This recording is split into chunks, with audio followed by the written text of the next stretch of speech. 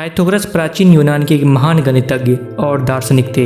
इनका जन्म 570 ईसा पूर्व और इनकी मृत्यु 495 ईसा पूर्व में हुआ था। गणित के क्षेत्र में उन्होंने आज भी पाइथागोरस का प्रमेय पाइथागोरस थ्योरम के लिए जाना जाता है। तो आइए सुनते हैं पाइथागोरस के कुछ महत्वपूर्ण विचार। मनुष्य सबसे बड़ा तब होता है जब वह किसी बच्चे की मदद के लिए घुटने के बल खड़ा होता है।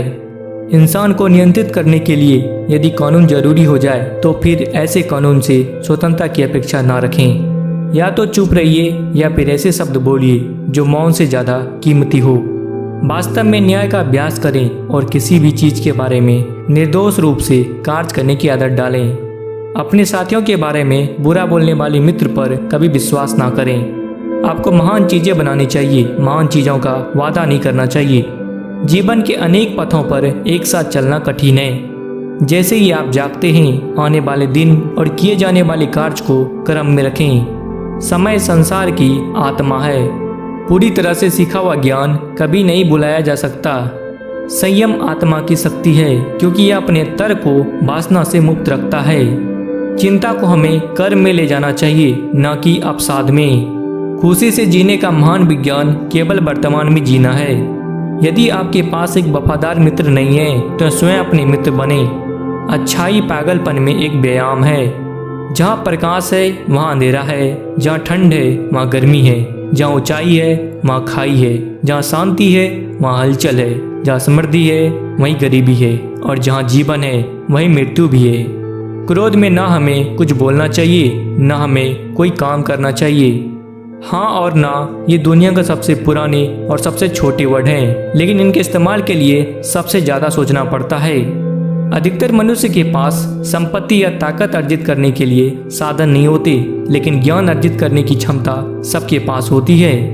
मूर्ख व्यक्ति की पहचान उसकी वाणी से होती है और एक बुद्धिमान व्यक्ति की पहचान उनके मौन से।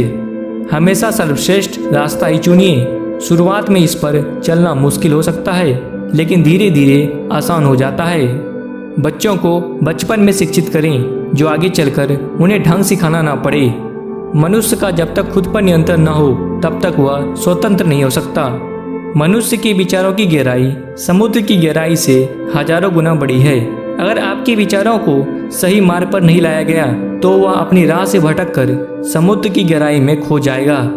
किसी को इतनी आज़ादी ना दें कि वो आपसे कोई ऐसा काम करवा ले या कुछ बोलने को मजबूर कर दे जो आपके लिए अच्छा ना हो।